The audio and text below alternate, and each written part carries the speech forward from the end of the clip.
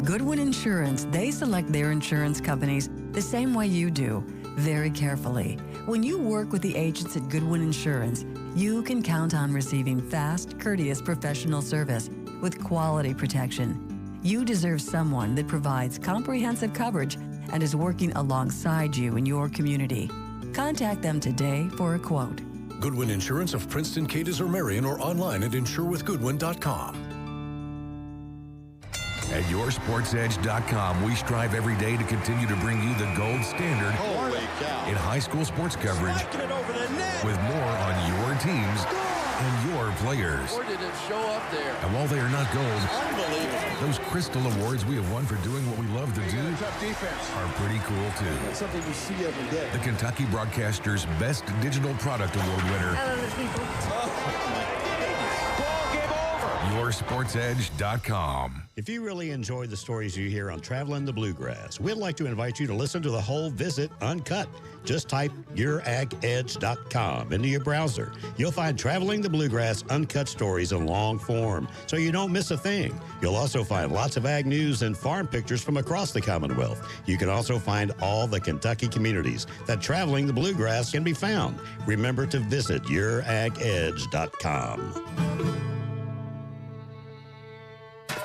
The Great Wall Chinese Restaurant in Princeton. Stop in and enjoy a delicious, authentic Chinese buffet every day for lunch and dinner. You can also order for carryouts. They're open Tuesday through Sunday, 11 a.m. to 9 p.m. and closed on Mondays. The Great Wall Chinese Restaurant is located at 420 U.S. Highway 62 in Princeton. Enjoy delicious, authentic Chinese cuisine by enjoying their delicious buffet or call in your pickup orders to 270-365-9920.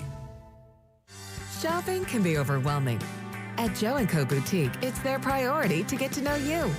Enjoy a personal, stress-free shopping experience, making you feel valued as a customer and person. Joe & Co. is a size-inclusive boutique carrying clothing and gift favorites such as Judy Blue, Vintage Havana, Savannah Jane, and Kendra Scott. Located on Fairview Avenue in Eddyville, or shop joeandcoboutique.com. Hey, besties. It's your girl, Jo. Can't wait to see you at the boutique.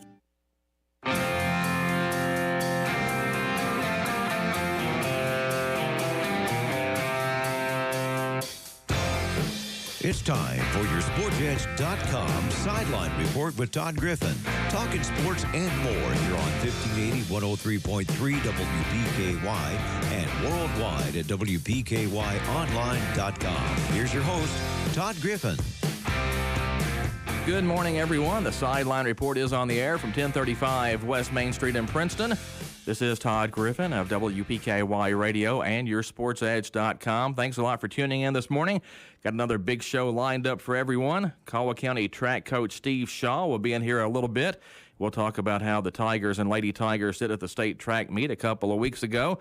But we're going to start the show with former Caldwell County Tiger Trip Branch, who is in the studio with us. And Trip, how's everything going? And how are things for you up at Center College? Yes, sir. I've been going good so far. Get a little break, about 7-8 weeks this summer, just do workouts on my own, and then I'll head back up the first week of August to report back to camp. So you're playing football up there. How did last season kind of go for you? Yes, sir. It went good. It was a good first experience. Of course, I had a concussion during our fall camp last semester, so that kind of knocked me out the first couple games, and it kind of struggled along through the year. And then actually ended the year with another concussion, which is pretty rare for me. So that'd be 2 in around 7 months. So I just got to recover from that, and hopefully it'd be better next year. Did you have that problem in high school or any time before? I did not. I'm not sure what it was. Maybe just the higher competition or just some coincidental weird hits. But no concussions throughout high school. Just college so far. So you're good to go for this fall. Yes, sir. Health-wise, I'm good to go. This week you got to take part in the Caldwell County Youth Camp. How did that kind of come about for you? Yes, sir. Coach Barnes just texted me and asked for a little help. And, I mean, I got nothing better to do here, so thought I'd accept the text and went down there, and it was a blast. Had fun with a bunch of little guys. What all did you get to do during the camp? Yeah, so he threw me right in there. So, of course, in high school I punted receiver, so that's what I focused on. We had some punting competitions. I taught them the technique of punting. And then also we went through some wide receiver drills and just route running and stuff like that. As a little kid, and you were probably there at one point too, I think you just kind of look up to all those guys, the high school guys and the guys that are in college and come back, and the coaches. I think that's probably a pretty big thrill for those kids. Yes, sir. It's a big thrill coaching them too. But yeah, when I was younger, I went to every one of them, and I had a blast. So that's another reason why I thought I should come back down and help them. I mean, I had such a great time when I was little, so I might as well help them too. Yeah. As you look back on your Caldwell County football career, what's kind of some of the things that stand out to you? Just, I mean, hard work. I mean, I know I put all that time in, basketball and football, so I'm just glad that at this point it's kind of paying off for me. At what point did you decide you wanted to go to college and play football instead of basketball?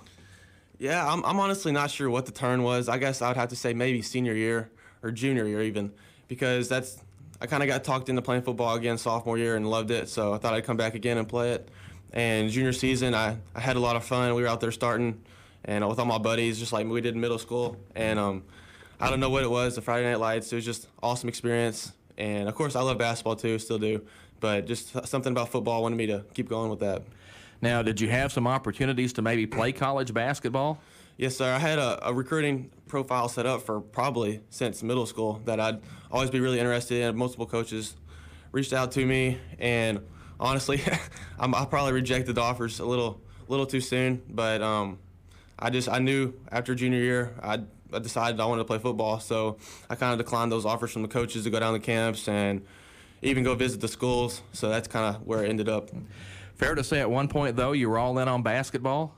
Absolutely. Probably freshman year, if you asked me freshman year, I would have not even mentioned football. I mean, I'd quit football just to focus on basketball. And at that point, I was going to camps, and even throughout middle school, going to camps on AAU teams. And, it was a quick turn, but I'm so glad I did it. Talk about the recruiting process a little bit, because you made a lot of trips to a whole lot of different schools and a lot of different parts of the country. Yes, sir. I mean, it was a bunch. I went to places like Kenyon College, Wheaton College up in Chicago. And, I was going a little bit everywhere, but, I had a great time doing it. That was another kind of like experience thing. COVID, really messed that up. I was on track to go places like Harvard, Yale, to go up there to go in their camps. Oh, yeah. I was in contact with their coaches, and sadly, I never got an opportunity to showcase my abilities. But it was, even the schools I did get to go to, was around 6. It was still a pretty cool experience. What was the difference with Center College, and why did you decide to go there? Yeah, one thing, it is closer to home, so that's a bonus. And that area is extremely nice.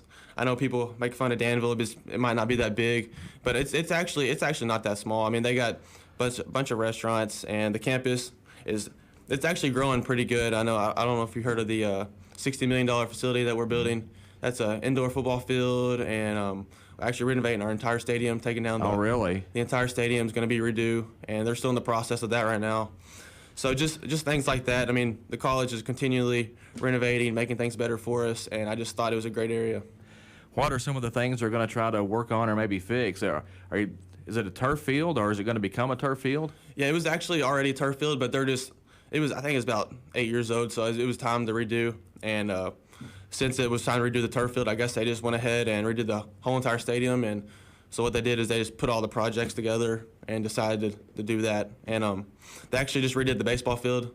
So it's actually really nice. It's like almost an underground kind of baseball field thing. So I think they're just athletics-wise, it was time for renovation, and they're doing it. I don't think a lot of people maybe realize this, but there's a lot of football history at Center College. Absolutely, and our coach talks about it all the time, like C6HO.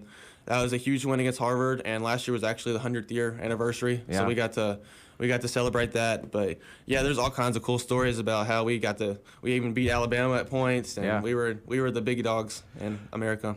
Well, does the C6HO get brought up a whole lot? Absolutely. It's even it's incorporated into everything, honestly, because I don't know if you've ever seen it. It's actually painted on one of the walls. Oh, really? At campus. So it's a big tradition, and it's just been cool celebrating that. Yeah, if people aren't familiar, Center College actually beat Harvard, which was the big dog back in the day. It's one of the biggest upsets in college football history. 6-0 back in 1921, I believe. Yes, sir. And like I said, the C6HO always goes back to that was the winning formula against Harvard. Yes, sir. You talk about the conference you're in.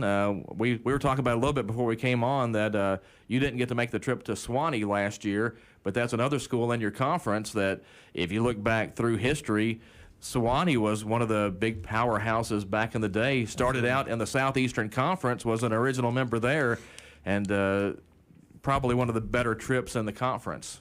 Yes, sir. I mean, that's another school I had talks with, and actually, our previous wide receiver coach is now the offensive coordinator down there. Okay. So it's we have connections down there, and it's a cool school. I mean, I've seen the campus and pictures and stuff like that. I never got a chance to visit just because of COVID and the time schedule I was on. But yeah, it sounds like a pretty cool place. Yeah. Center College is a Division III school. What's the level of competition kind of like there? Yeah, I mean, in high school, you don't really think much about like D3, D1. I mean, you're just like, everybody wants to go D1. That's the highest competition. But I mean, it's a huge difference. I mean, for me, I mean, D3 is pretty hard. I think it is for everybody. I mean, everybody is their best players from their high schools. I mean, and center. I mean, we have had a winning season for I don't know how long. So I mean, it's some good competition. You can't take it lightly. Every level is going to be really good. How much playing time are you maybe looking at getting this year? How many receivers do you guys have? We actually.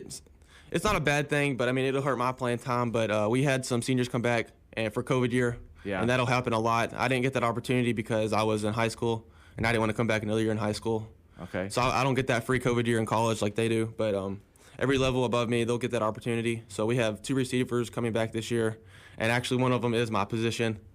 But I mean, I love him. He's a great role model, and I mean, he's just going to continue to help me. I still believe I'll get playing time. I've talked to the coaches about it, and they're I believe I will, especially because we have so many different formations and bundles going on. But yeah, I mean that'll hurt playing time. But I mean that means we have 2 senior receivers this year in my position, and they'll leave next year. So I mean even more opportunities open next year. But I'm still looking to make a difference this year.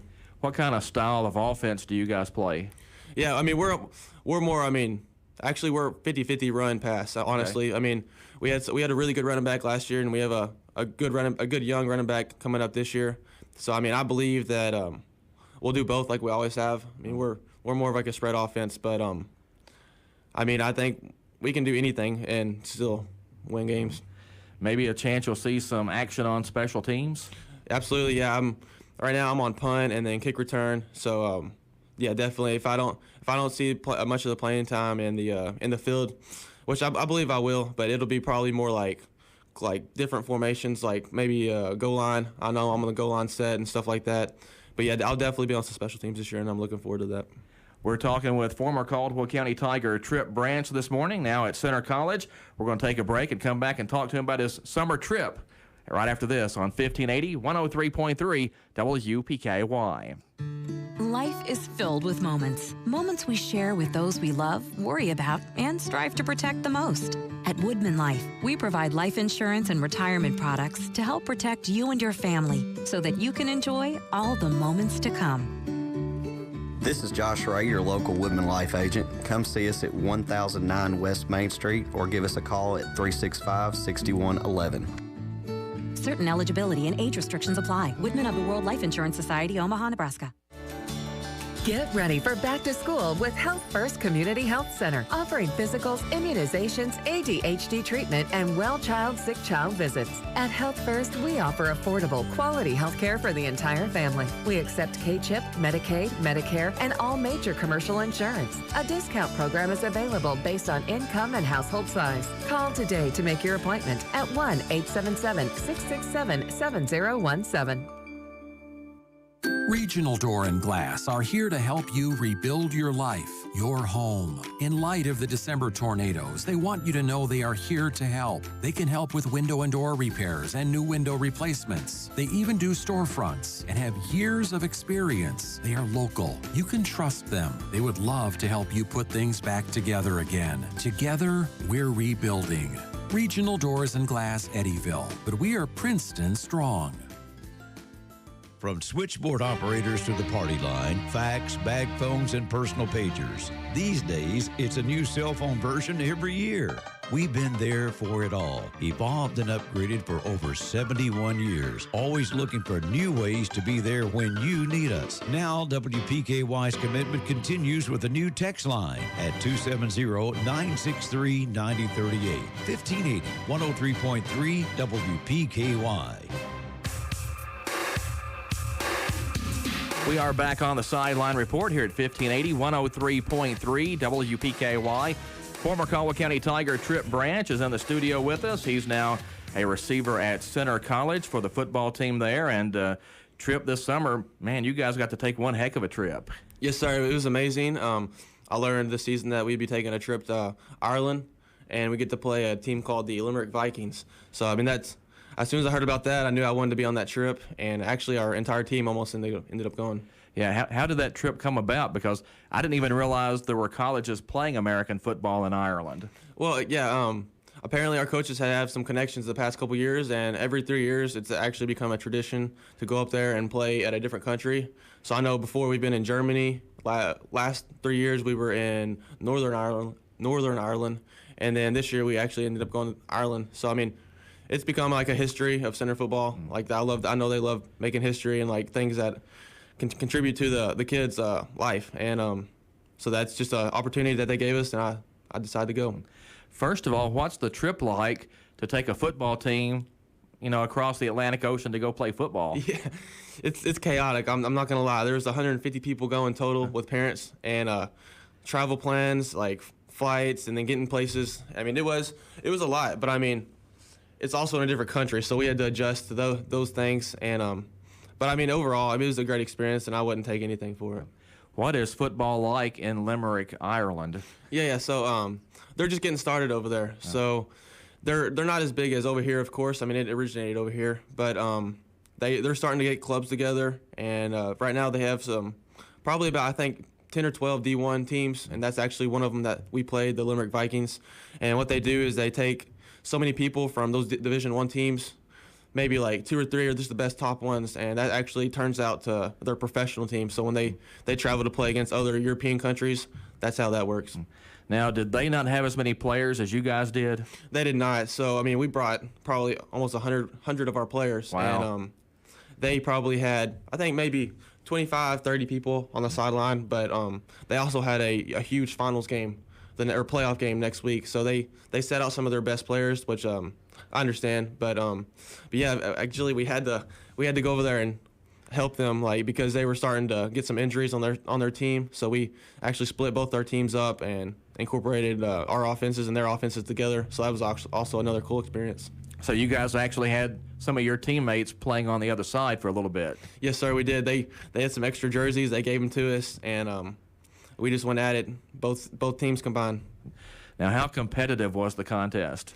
They were, I mean, like I said, they're just getting started over there. But there were some good players. I mean, some good athletes on their team. But I mean, even D3 level, I guess they're not that high of a level yet because they're still learning. But we ran out a pretty big lead on them in the first quarter, and that's when we decided to split teams. Now, what was your take as far as something that was different with football there than maybe over here? I'd say the speed, honestly. I mean, they have the same rules. The refs make the same calls as far as I know as when we played the game. But their speed is not as fast as ours yet. You could tell, just like snapping the ball wise and like running and the linemen getting downfield. They're still a little slower on that part, but that's just part of the process learning. Now, were they kind of eager to learn from you guys? Absolutely. So, I mean, they were asking questions. I mean, of course we were asking questions too, wondering about them. But our skill level was a little above them. So they were asking questions, and we actually even went to the bars after. And since the age over there is 18 years old, so we got to go over there and enjoy that with them. And they asked us questions about America. We asked them questions about their teams and Ireland, and that was a cool experience. Yeah, could you get a sense of how they kind of felt about your guys and your team? Yeah, I mean they had a blast. I mean they were looking forward to it too. I mean that's Ireland. We're going over there to play Ireland, and they're excited just like we are to play them because I mean they're a different team from a country. I mean they're not going to get another opportunity like this in their lifetime either. So just both teams had a great time, and that's how it went. Now, how long were you guys over there? We were actually over there for 10 days. Did you have some time to get there and prep a little bit before the game? We did. So we actually went out. We went out the day before. Of course, we got 10 free practices at center, so we utilized those there. But once we got to Ireland, I mean, I think the coaches were actually really good about this. They made it more about the experience of being at Ireland rather than just like full-time football. So we went out there the day before, got some practice reps in, but that's all we did. Yeah. How big a town is Limerick? Limerick, I don't even know how to compare it to. Their biggest cities are actually not that big compared to ours, of course. I mean, Ireland's probably, I think we looked it up, it's a little bigger than like Illinois. So I mean, compared to the U.S., everything's gonna be smaller. But like the 3 cities we went to, Galway, Limerick, and then their biggest city, Dublin, you could probably drive around in the bus probably in about an hour and a half. Okay. Now, I know you guys did some sightseeing because I saw a lot of the pictures on Facebook. Yes, sir. We traveled all kinds of different places. So we went to those 3 cities. We went to things called the Howth Cliffs, which were really cool. And then one of their biggest tourist attractions is the Moor Cliffs, which are huge cliffs right on the edge of the water. And also each city, we also had these things called a hop-on, hop-off bus tour. So there was like personalized tours, and they drove you around the city, and you could see, and they would let you off wherever you wanted to go, and that's how that went. What was maybe one of your favorite stops over there? I think my favorite stop was Galway. That was the last city we went to, and I'm a big beach guy, and that's where that was. It was right in the seaside. They had a bunch of piers, and you go right up to the water. Some really cool beaches. So of course you couldn't swim. It was pretty chilly there, but it was still a good experience. All 3 places though. You talked a little bit about practicing before you guys headed over there. So the NCAA is on board with all that, and you get some extra practice time in because of that. Yes, sir. I mean, of course, that's another reason we go over there. I mean, that'll get us extra prep for next season. But we got 10 practices, and a couple of them are padded. So that's just extra practice and opportunities for us to get better. Now, when do you guys start getting ready for the fall season? So, I mean, we just like last semester. I mean, spring season, we had that. COVID did not affect that, thankfully. But already there, we're putting in plays, getting ready. And then the summer, they expect us to look at the playbook, stuff like that, and work out. And just, they have a lot of trust in us. So it's up to us to maximize our abilities. And I'm glad they do that. But, I mean, once we report back to August, that's really when it kicks in. What kind of season are you guys looking at having this fall? I think we'll have a pretty good season. I mean, we're returning a couple seniors because of the COVID, which will make us even better. But even though we were really good last year, we're returning some really good juniors too. And we actually, our sophomore and freshman squads are pretty good. I know we didn't get to contribute much last year because as a freshman, you're honestly they just throw you right in there and expect you to learn, and which is tough. I mean, play-wise, their plays are a lot more than what we learned in high school, just because, you need so much more, and the skills there is just a lot more. But, prepping for the next season, I think, as soon as last season ended, we were already prepping. Well, when football season starts, what's an average day like for you at Center College? Yeah, so I'll go ahead and talk about the fall camp first. And an average day there, we're going from 7, 8 o'clock in the morning, and we have nights as late as probably 9 or 10 o'clock. And throughout that day, we're just learning plays. We're on the field practicing. But another huge thing is bonding. I know especially with the freshmen coming in, and even with the upper levels or the upper classmen now, you can never get too close. So bonding-wise, they're always giving us things to do, hanging out with each other. Danville's actually a pretty good spot to be because, you're near Lexington. You can go to UK games, and you're right up there. Louisville, Cincinnati, all those are pretty close. So it's a pretty good spot to be. Absolutely. Of course, I have some friends from bigger cities like Memphis, Atlanta. They talk about how much smaller the area that we're living in now. But Caldwell County, Danville is probably about twice the size as we are. Yeah. So actually a bigger place for me. And like you said, we got Louisville right there. Cincinnati's not too far, Lexington. So we definitely traveled to some of those places, and that was really cool to be able to have places nearby, because here we have probably like Paducah or Owensboro or Nashville, I know. Yeah. But those were a different area, and it was fun to be a part of. Now, when you tell people you're from Caldwell County or from Princeton, do they know where that is? Some of them do. If they're out of state, more than likely not. They don't even know places as big as like Paducah, Owensboro, just because they're from we have people coming from Atlanta, Georgia, and then Tennessee, Alabama. And there's even people as far as California and stuff. So of course they're not going to know, but some of the local guys, they'll know of them. What's kind of your goals for the upcoming season? And a ultimately, I guess, what's your goals for Center College? So, of course, I went there for grades, so that's going to be one of my biggest priorities. But football-wise, I'm just looking to get on the field this year. It was sad last year because I was expecting some playing time, and then the concussion knocked me out, and I got behind in the playbook just because I couldn't focus on school and football at the same time because I had to limit my activities with the concussion. But looking forward this year, I'm just hoping to get on the field in any way I can to help the team and even get some reps at wide receiver this year. Any more of those big trips lined up? You say every few years Center takes a big trip overseas? I think my senior year they'll take another one. Of course, we'll be done by then, but we'll still have the opportunity to go if we want to. Yeah, that'd be cool. Well, enjoying your time up there? Absolutely. The friends and the people up there that I've met are amazing. I went up there not knowing a single person, which was pretty scary for me at first. And of course, we were on that boat, so we developed connections and bonds, and there's some really good people up there now, and it just makes next semester and looking forward to that even more fun. Yeah, that sounds really neat. Glad you could come in and share it with us this morning. And man, that trip to Ireland, that was something special. Yes, sir. I wouldn't take it for anything. It was a great experience, and thank you for letting me be on the show today. Yeah, that's Trip Branch, former Caldwell County Tiger, now a wide receiver at Center College. Need to get to a timeout here on the show. Back with more after this on 1580 103.3 WPKY. Cozy Living Interiors and Boutique. Beautiful furniture, antiques, florals, and gifts. Located next to the bowling alley. They're everything a home should be. Your Weather Edge Weather Center forecast. We've got sunny skies and a high of 88 this afternoon with a slight breeze out of the north. Then tonight, mostly clear skies with a low around 63. Jump to Friday, and we close our work week with sunny skies and a high of 89. And Friday night, mostly clear with a low around 66. But back to this afternoon, it's going to be sunny, and it's going to be 88. It's an excellent time to purchase a new set of tires and take advantage of the new mail-in rebates of up to $200 on selected tires.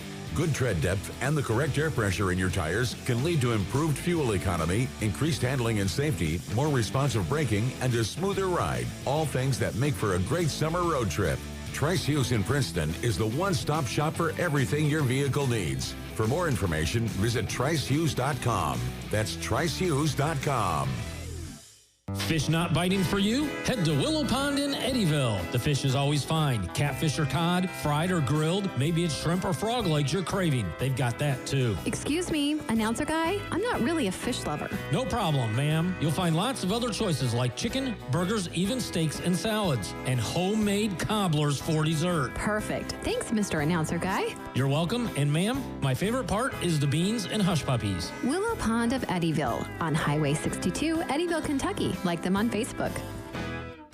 At YourSportsEdge.com, we strive every day to continue to bring you the gold standard in high school sports coverage with more on your teams and your players. Where did it show up there? And while they are not gold, those crystal awards we have won for doing what we love to do are pretty cool too. That's something you see every day. The Kentucky Broadcasters Best Digital Product Award winner. YourSportsEdge.com. If you really enjoy the stories you hear on Traveling the Bluegrass, we'd like to invite you to listen to the whole visit uncut. Just type YourAgEdge.com into your browser. You'll find Traveling the Bluegrass uncut stories in long form, so you don't miss a thing. You'll also find lots of ag news and farm pictures from across the Commonwealth. You can also find all the Kentucky communities that Traveling the Bluegrass can be found. Remember to visit YourAgEdge.com.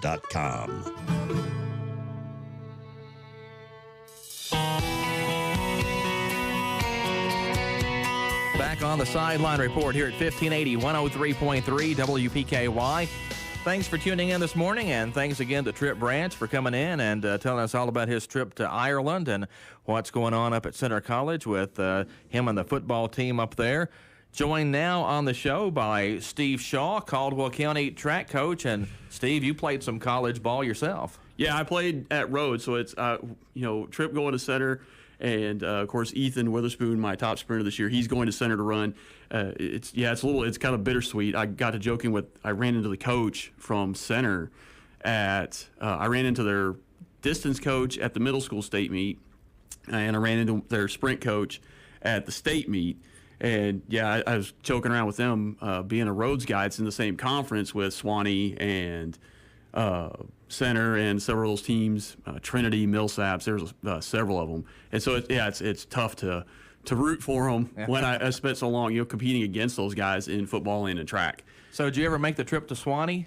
Yeah, I've been up on the mountain several times. Yeah. So I've been over there we went for football, and we went to a couple track meets up there. We went one time early. It's the only time I ever ran when it snowed.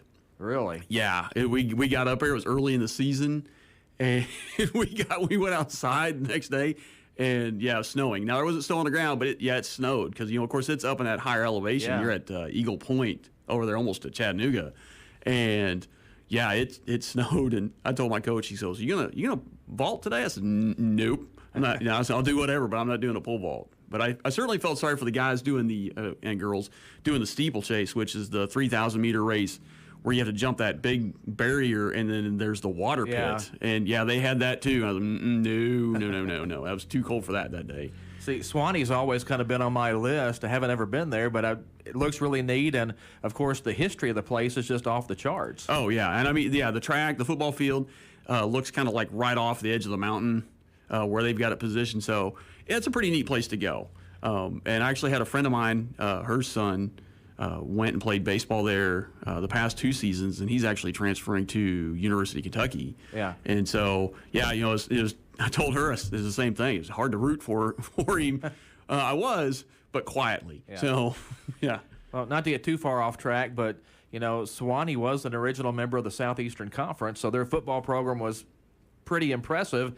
And I think there's like an ESPN 30 for 30 or something about them. They played 6 games in 10 days one time, went to Texas and rode a train and stopped and played everybody. And I think they played Ole Miss and won all those games and gave up like 1 touchdown the whole time. That is back in the day when the small schools, everybody was still kind of trying to figure everything out.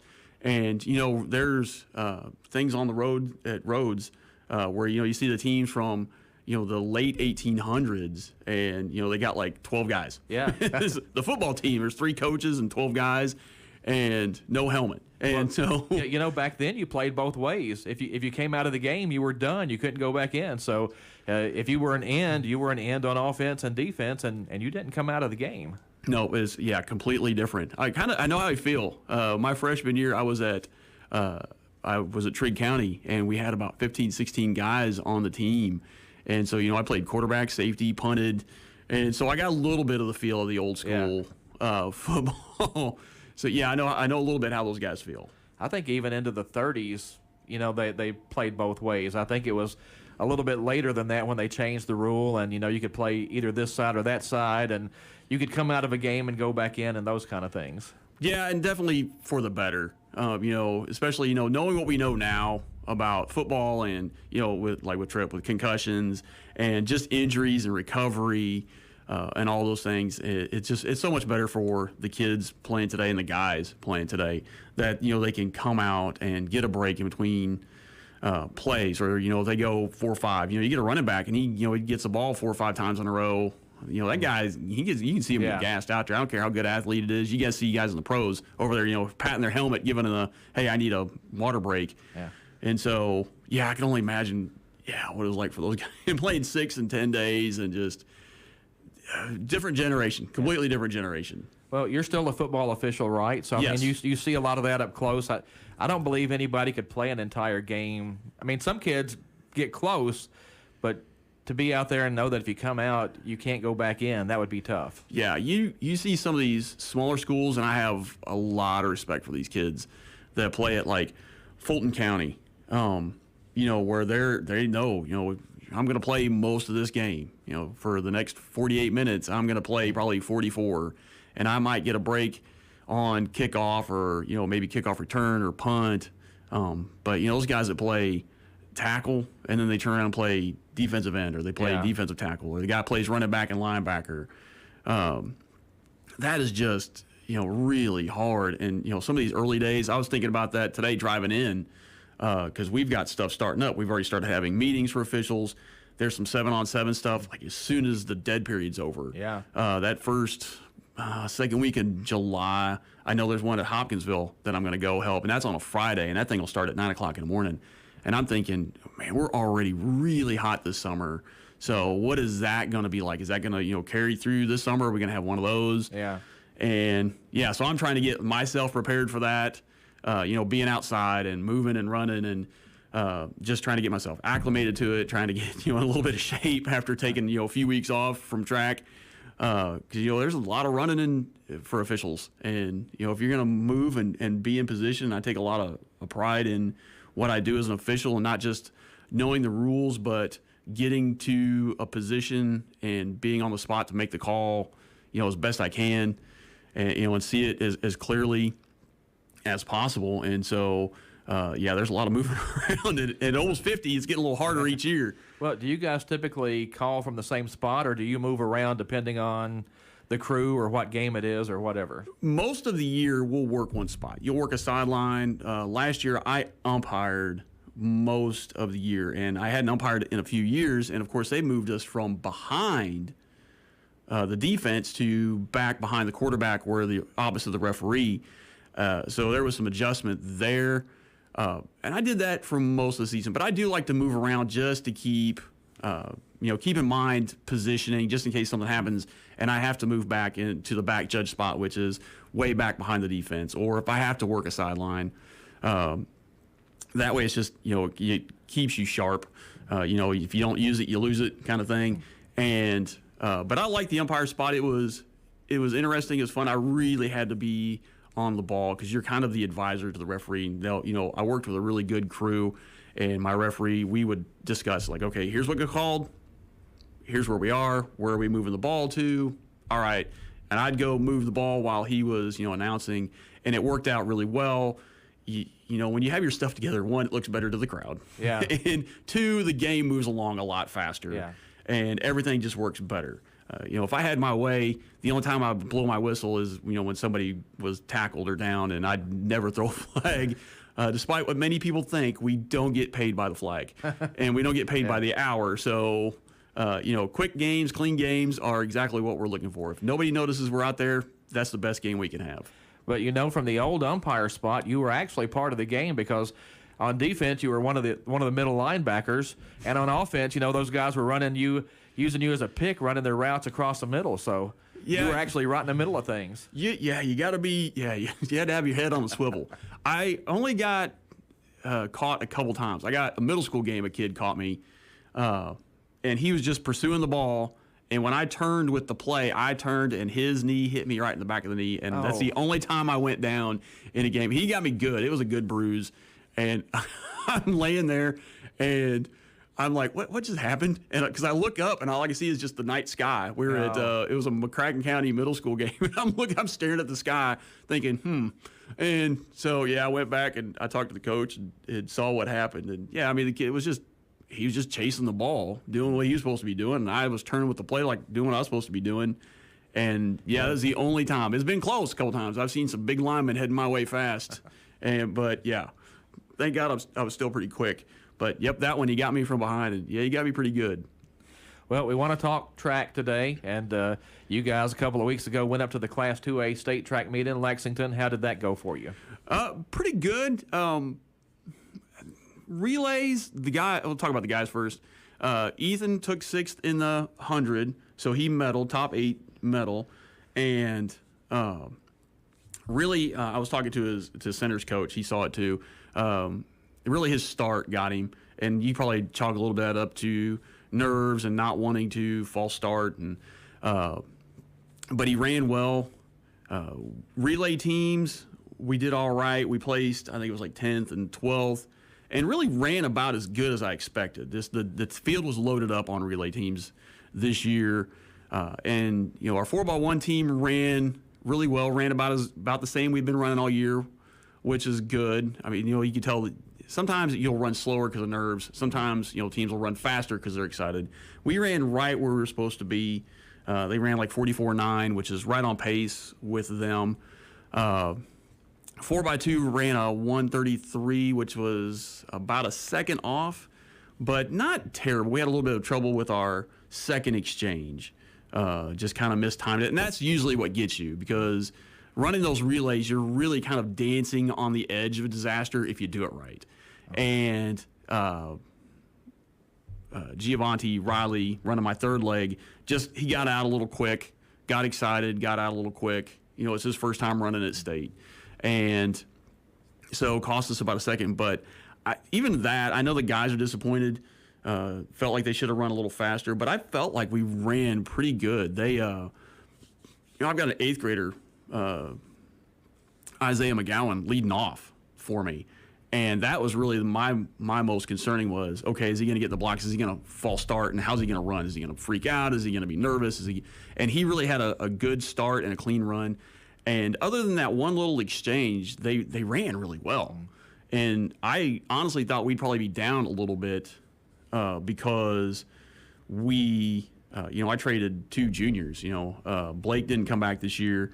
And Barron Wells, who was my top 200-meter runner, of course, graduated, and I'm replacing them with a pair of Isaiahs, McGowan and Joyner, and they both really stepped in and ran really well. They came within a 1/10 of a second of setting school record at regionals. So, and then Isaiah, Joyner, and Giovanni Riley competed in triple jump, and Giovanni had he tried it a little bit at the beginning of the year and was okay, and we got to the end of the year and Isaiah actually beat him out for a position in the long jump. And so I told Dewey, I said, hey, go back triple jumping and see where you're at. And he did, and he qualified for state, and he missed a medal by a 1/2 inch. Oh man. He jumped 41, I think it was 41.7 and a quarter, and 41.7 and 3/4 was 8th place. Oh wow. And Isaiah Joyner, who really came on this year, really impressed me this year. He had a decent year last year, but really kind of stepped up this year.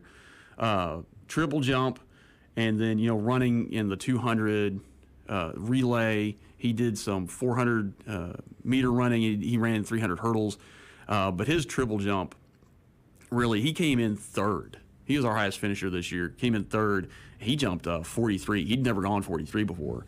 And so he was one of those examples of a guy getting a state and that excitement kind of pushing him. Yeah. Because he jumped 42 and he was pretty consistent in the 41s.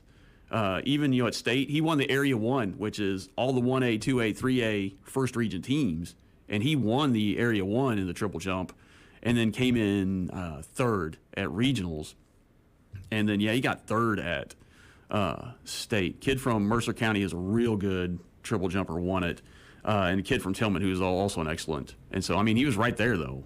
And so, super proud of him. And that was our 2 medals. But we finished top 20 in state overall, and we finished 3rd in boys and girls in region. And really, that was my goal from the beginning of the year, team-wise. I wanted to move into that 3rd spot. Tillman and Callaway are very solid programs. They're, we got to do a lot more work to catch up to them. But getting over the top of Trigg was a big. That's usually kind of the most consistent 3rd. Union County had a really good, solid guys team this year. And Webster and then Hopkins Central is always going to have people that are going to be there, that are going to compete in certain events. Webster's usually distance is kind of their strong suit, and they showed up again. 800, 16, 32 relay, those upper relays. Union had a real good sprint crew this year, and they're going to bring a good group back next year. But my goal was, I was like, can we get into that 3rd spot this year? And I felt like we had a chance to do it, and we did. When you talk about track events, though, there's almost a science to all of them because, like you say, when you're talking about the running events, you're talking hundredths of a second being the difference between a medal and not a medal, or the jumping events is a 1/2 inch here or there, and you either get a medal or you don't. Yeah, when you're looking at sprints, a lot of it, like the 100, it's your start. Getting out of those blocks really is what's key. And there's a science to it. It's how you use your hands, where you step. Leaning, not just standing up and taking off. You want to come out, we talk about it all the time at practice, you want to come out like an airplane, not a helicopter. You don't want to come straight up. You want to kind of come out like an airplane taking off. Jumping, a lot of it is there's form in the air and, just running down the runway and where you get that position on the board. If you're 3 inches behind the board and, you jump 20 foot in the long jump and somebody jumps 20 foot 1 inch in the long jump and they only gave up an inch on the board, it could make a big difference, in those relays. If you get the baton going slow, you receive it going slow, kind of at a jog, and not building up speed, that starts shaving up time. You don't want that baton to slow down. And so there's a lot of little things that go into it, throwing. My thrower coach, Coach Clark, this year did an amazing job of changing the technique of the way they throw and spinning and kind of maximizing everything from your feet to your hand to the release of the shot or the disc. Yeah, when you go to a regional or a state meet and you see somebody who's really good, I mean, they really have it down. I think of Sophie Galloway at Marshall County and watching her run the hurdles, and she never slowed down. I mean, it was like the hurdles weren't even there. Yeah, it's just stepping over. And, and I love going to those meets because I tell the kids, it's like, with Sophie, I told them, don't just watch her. Watch how she warms up. Don't just watch her event. Watch how she warms up. 45 minutes before her event, she's warming up. She's doing stuff. And, Marshall, they're getting spoiled over there. I told Coach, I just totally lost his name. But the coach at Marshall, the girls' coach at Marshall, I said, how do you guys keep getting all these? Because then they had Cade Flatt this year. He's probably one of the best 800-meter runners in the history of high school, not just in the country this year. He was the top runner. I think he had the second fastest time in the country in the 800 and one of the top 400 times in the country. Oh, wow. And ever, not just like this year, ever. Yeah. So I said, you guys are really getting spoiled over there. We're talking this morning with Caldwell County track coach Steve Shaw. We need to get to a break, but we'll be back with more right after this. Stay with us on 1580 103.3 WPKY. Hancock's Neighborhood Market. Take this short drive to Cadiz and pick up all your favorites. They love their Princeton people. Your Weather Edge Weather Center forecast. We've got sunny skies and a high of 88 this afternoon with a slight breeze out of the north. Then tonight, mostly clear skies with a low around 63. Jump to Friday, and we close our work week with sunny skies and a high of 89. And Friday night, mostly clear with a low around 66. But back to this afternoon, it's going to be sunny, and it's going to be 88. Need cash fast? Contact ABC Finance now. Does your honey-do list of repairs around the house seem to keep growing? What if you go to get your mower out and it will not start? Whatever it is, you want to resolve your problem quickly and get back to regular life. Hi, this is Savannah Seymour at the Princeton ABC Finance location. This is Todd Morris at the Hopkinsville location. We can help you buy a new mower or take care of those honeydews. At ABC Finance, we provide loans up to $15,000. We are locally owned and staffed, and decisions are made quickly, usually within an hour. No appointments needed. Walk-ins are welcome. You can even give us a call and we will take your application over the phone. Or apply online at abcfinanceonline.com. Our commitment is to make the loan process quick, easy, and stress-free. We can even consolidate all loans into one easy payment. For more information and for great money and credit tips, like ABC Finance on Facebook. All loans subject to normal credit approval. This is the Sideline Report on 1580 103.3 WPKY. We're talking with Caldwell County track coach Steve Shaw. And Steve, you guys, one thing I remember from this season, it seemed like every time that you sent me some information, somebody was setting a school record. It seemed like on a weekly basis, somebody had a school record. We set a bunch this year, and that really goes to how hard, all these kids are working, from the girls to the guys. On the guys' side, Ethan was the first one to go under 11 seconds in the 100. He went 10.92, and he set the school record. We're getting a board. We're going to put a board up, a record board, because I see them at schools all the time. We don't have one, so we're working on that. He set the school record in the 200 at like 22.48. Beat it by about 3/10. We set the 4x1 record, which actually kind of surprised me this year. We dropped it to 44.6. Almost set the 4x2 record.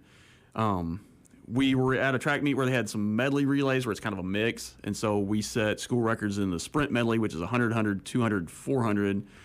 The guys set the 4x8 record, which I was really, really happy with, because our 4x8 guys record was actually slower than the girls' 4x8 record. Okay.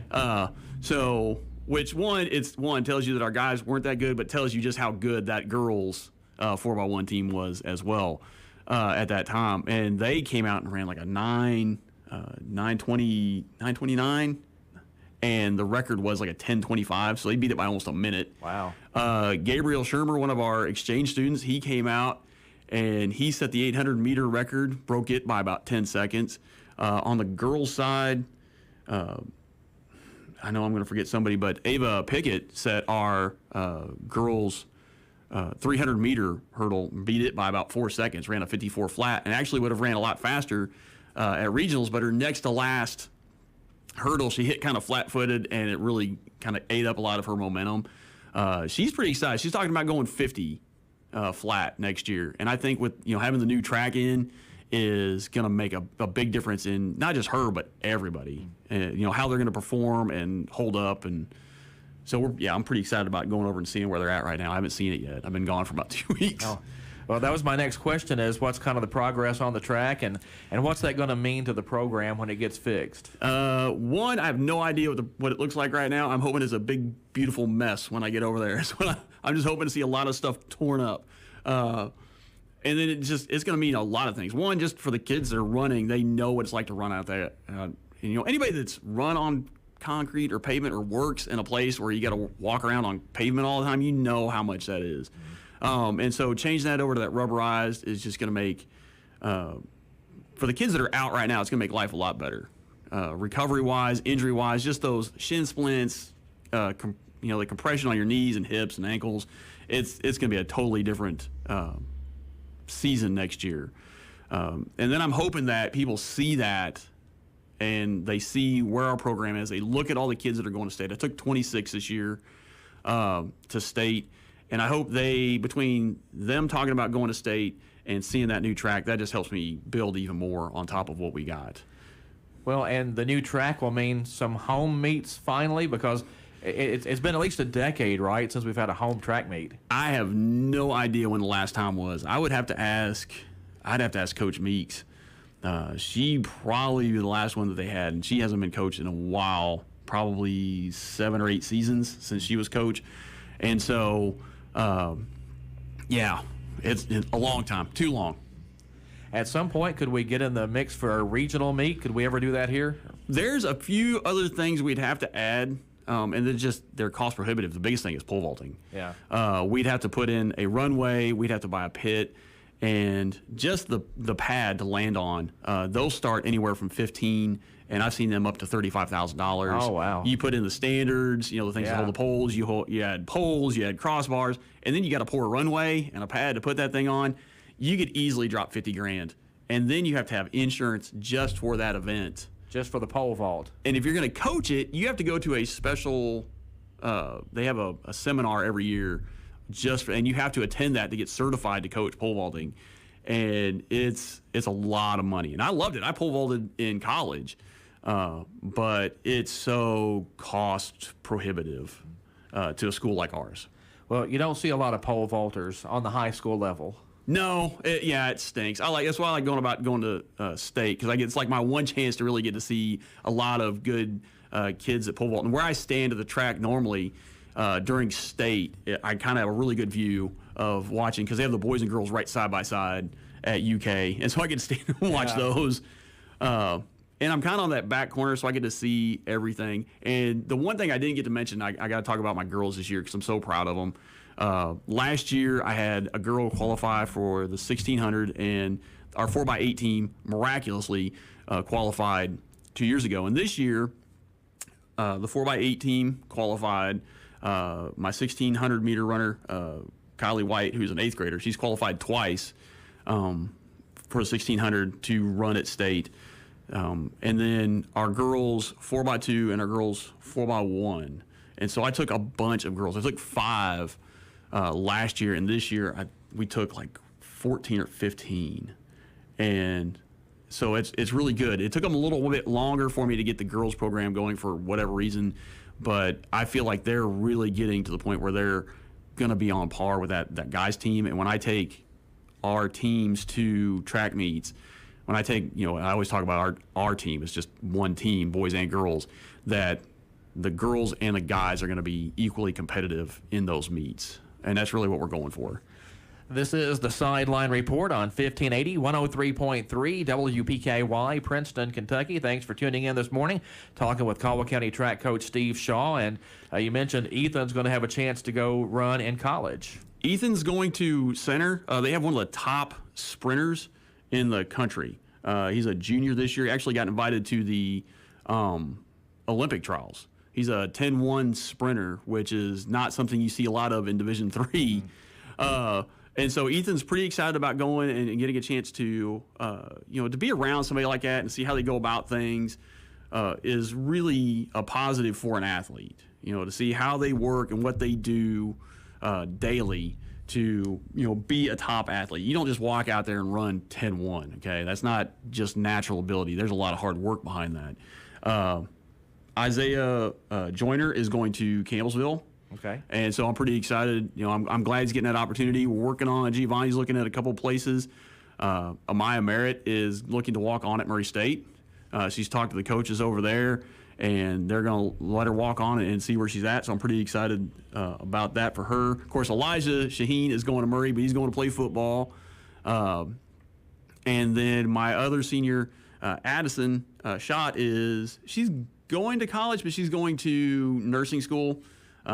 She likes to run. She was one of my 800-meter runners, and I can't imagine her not, continuing recreationally, but not college. So 5 out of my 6 are going to college, and a lot of times I talk to parents who are like, oh, my kid's got to just play this because they're going to go to college. And I was like, you don't understand how much money's out there for track. There's a lot. And I've got college coaches calling me now, which is really exciting. I talked to Berea's coach yesterday. He called and we talked for about 30 minutes about some of my seniors and juniors coming up.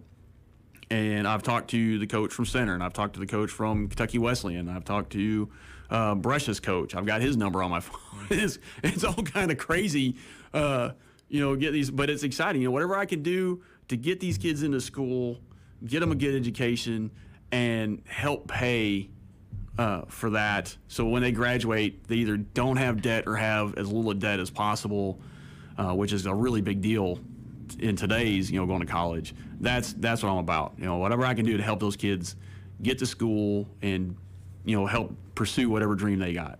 Well, is the state track meet where a lot of these kids get seen by college coaches? Some of them, it's really, there's a website out that posts all of the times, mile split. And coaches follow it. And they can go on there, and when something gets posted, they see immediately. They say it shows each meet, and it'll rank like your top 100. And coaches will see it. Ethan was, I was talking to him practice after regionals. He ran that 10.92, and he said he had emails, calls, stuff from about 15 different colleges after he ran that. Wow. And so that's pretty exciting. And, I let my kids know, I was like, hey, if you're interested in going beyond this, if you're thinking about running in college, you let me know now. And then I start helping them with that process of getting their names out to colleges. And so part of that is coach, and part of it is help. I'm kind of a recruiter for them too, is to kind of be a cheerleader. Yeah. Well, that's great. And hopefully the new track gets in and looks great. And maybe the track program's about to just take off, and maybe we'll be challenging Paducah Tillman and those other schools at some point in the Class 2A regional. I would love to. That's a big mountain to climb. Like, Tillman's boys were really tough this year, but it surprised me. They only had one sprinter in the 100 and 200, and that's very odd for Tillman. And their girls team was down a little bit this year. I didn't get a chance to talk to Randy. I never saw him at the meet. We were just like constantly running different directions. But yeah, they were down a little bit. And, I talked to a lot of the coaches. I talked to the Callaway coach, Coach Rickard, quite a bit. And, we kind of had the same feeling at State. Because at State, we actually were the second highest finishing Region 1 team. Okay. In the boys. Tillman, I think they came in 5th or 6th. We came in 20th. Union County was behind us, and Webster County. Trigg and Hopkins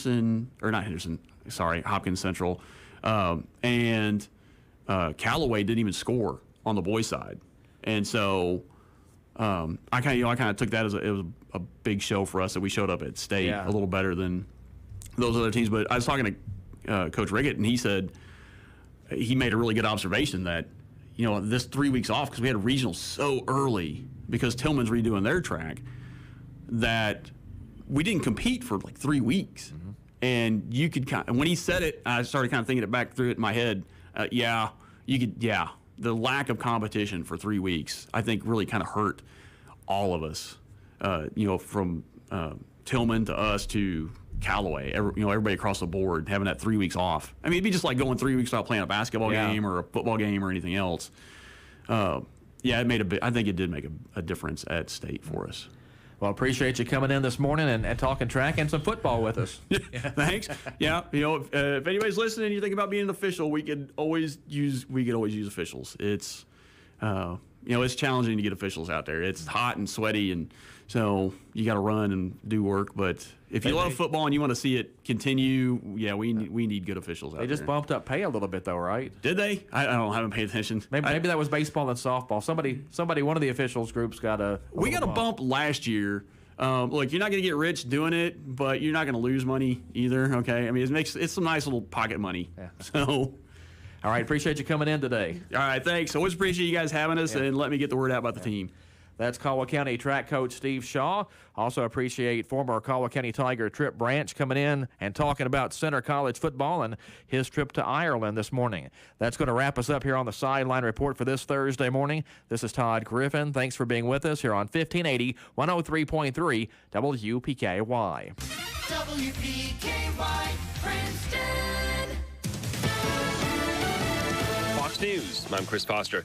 We expect more Supreme Court decisions this morning and tomorrow, with 13 rulings to come, including the big one on federal abortion rights. Another case has to do with the Trump-era Remain in Mexico program, which keeps asylum seekers out of the country while their cases are pending. Another case involving